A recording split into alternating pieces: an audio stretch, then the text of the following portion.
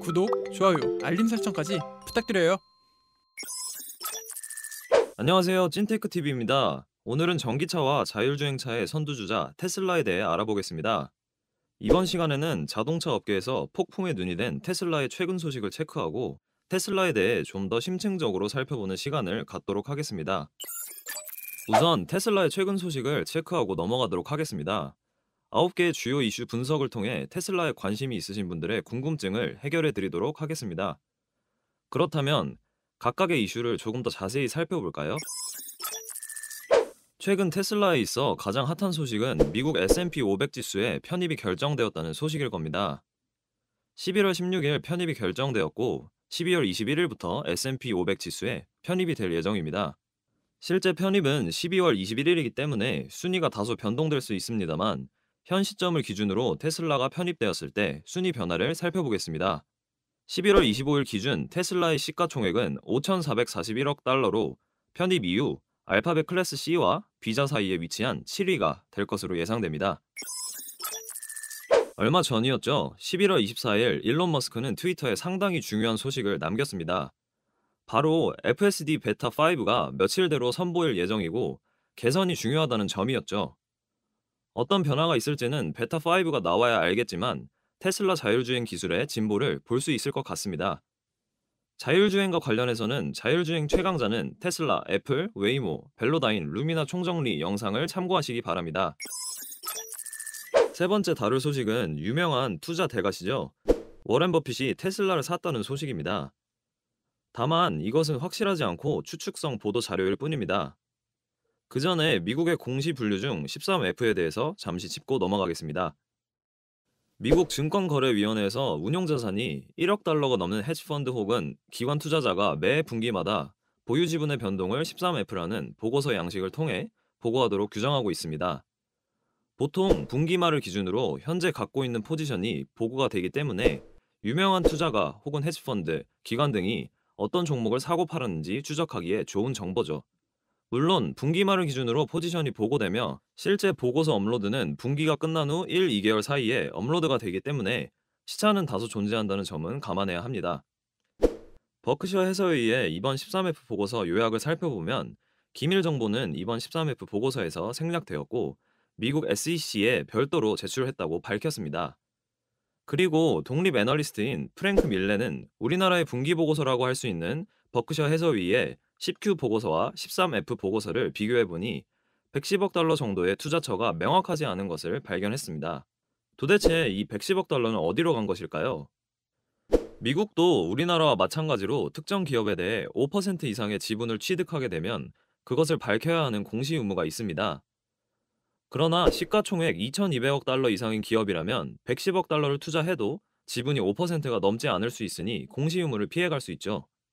그리고 현 시점에서 버크셔 해서웨이가 이번 13F로 보고한 보유 종목을 제외하고 시가총액 2,200억 달러 이상인 기업들은 이렇습니다. 그리고 이들 중 하나가 바로 테슬라죠. 테슬라의 7에서 9월 시가총액 변화를 살펴보면 7월 초반을 제외하고 2,500달러 이상이었던 것을 확인할 수 있습니다. 버크셔 해서웨이는 3분기 중 언제 매수했어도 110억 달러로는 테슬라의 지분 5%를 취득하기 어려웠다는 의미입니다. 다시 프랭크 밀렌 이야기로 돌아오면 프랭크 밀렌은 주요 기관 투자자들의 13F를 분석한 결과 테슬라의 주식 5천만 주가 비어있다는 사실을 발견했습니다. 그리고 7에서 9월 테슬라 주식 5천만 주의 가치 변화를 살펴보면 액면 분할 이전까지는 600억 달러를 상회했습니다. 1달러를 1,000원으로 환산하면 대략 60조 원입니다. 그리고 상식적으로 이 정도면 개인 투자자들이 전부 소화했다고 보기에 무리가 있죠. 여기까지 내용을 간단히 정리하자면 이렇게 요약할 수 있습니다. 물론 버크셔 해서웨이가 3분기 13F 보고서로 밝히지 않고 별도로 보고한 투자처가 여러 곳으로 테슬라가 아닐 가능성도 있으나 시장에서는 대체로 이런 논리를 활용해서 버크셔 해서웨이가 테슬라에 투자했을 것이라고 추정하는 상황입니다. 네 번째는 테슬라의 목표 주가와 관련된 소식을 가져왔습니다. 지난 23일 베런스에서는 월가의 애널리스트들이 테슬라의 목표 주가를 상향하고 있다고 보도했죠. 웨드부시의 애널리스트인 댄 아이브스가 테슬라의 목표 주가를 최상의 시나리오로 가정했을 때 1,000달러로 상향했다는 사실이었죠. 참고로 11월 25일 종가는 574달러였습니다. 지금 보여드리는 그래프는 최근 1년 사이 테슬라에 대한 목표 주가 변화 추이입니다. 왼쪽은 실제 목표 주가 데이터를 그대로 보여주는 것이고, 오른쪽은 지난 8월 말에 있었던 테슬라의 주식 분할을 감안하여 보정한 그래프입니다. 테슬라에 대해 아직까지 부정적으로 보는 애널리스트는 현재 목표 주가를 40달러로 제시하고 있지만, 가장 긍정적으로 보는 애널리스트의 경우 774달러로 제시하고 있어 아직까지 애널리스트 간 괴리가 상당히 큰 상황입니다. 애널리스트들의 목표 주가 중간값은 현재 385달러로 11월 25일 종가였던 514달러 대비 마이너스 33%가량 낮게 타겟팅되고 있습니다. 테슬라의 목표 주가 최고값만 고려하면 1년 전 목표 주가 112달러, 현재 목표 주가 774달러로 1년 사이 무려 6.9배로 상승하며 테슬라에 대한 전망이 갈수록 좋아지고 있는 상황입니다. 다섯 번째 소식은 테슬라의 CEO 일론 머스크가 세계 부호 2위에 등극했다는 소식입니다. 23일 블룸버그 억만장자 지수에 따르면 테슬라의 CEO 일론 머스크는 최근 테슬라 주가의 상승 덕분에 재산이 1279억 달러로 증가하여 1277억 달러의 재산을 보유한 빌 게이츠를 제친 것으로 나타났습니다. 그리고 11월 26일 기준 순위는 아마존의 CEO 제프 베조스가 1870억 달러로 1위, 일론 머스크가 1400억 달러로 2위, 빌 게이츠가 1290억 달러로 3위, 그리고 워런 버핏은 883억 달러로 6위를 기록하고 있습니다. 여섯 번째 소식은 모델 X와 관련된 내용입니다.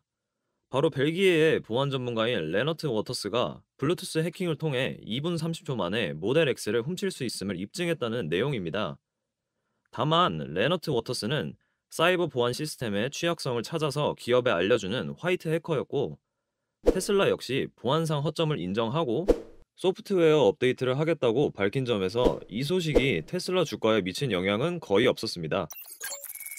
일곱 번째와 여덟 번째 소식은 우리나라와 관련 있는 소식을 가져왔습니다. 일곱 번째 소식은 우리나라의 LG화학이 테슬라 모델 Y에 들어가는 배터리의 생산을 수주했다는 소식입니다. 상해 기가팩토리에서 생산되는 모델 Y에 들어갈 21700 원통형 배터리를 LG화학에서 공급한다는 것이 핵심입니다. 그리고 오늘 준비한 마지막 여덟 번째는 테슬라가 카카오에 관심을 보이고 있다는 소식입니다.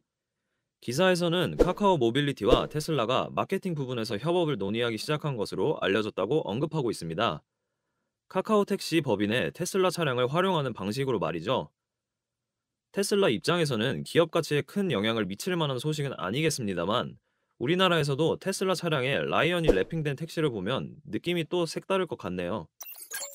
마지막 소식입니다. 26일 저녁에 나온 뉴스였죠. 테슬라의 자체 배터리 생산이 가시화되었다며 두산 솔루스가 전지박 공급이 유력하다는 내용이었습니다. 사실 테슬라의 배터리 내재화는 상당히 중요한 이슈입니다.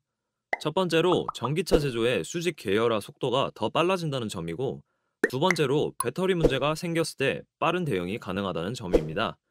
최근 국내 배터리 업체들은 전기차 화재와 관련하여 리콜 조치에 들어갔습니다.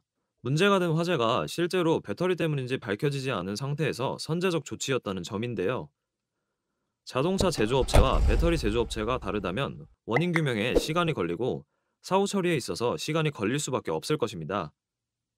하지만 배터리까지 자체적으로 생산하여 충당할 수 있다면 문제가 발생했을 때 대응하기가 한결 수월하겠죠. 오늘 준비한 테슬라의 최근 이슈는 여기까지입니다. 최근 이슈를 보면 테슬라는 역동적인 모습을 보이고 있는데요. 앞으로의 향방도 주목이 됩니다. 여러분의 성공 투자에 찐테크TV가 함께하겠습니다. 구독, 좋아요, 알림 설정까지 부탁드려요.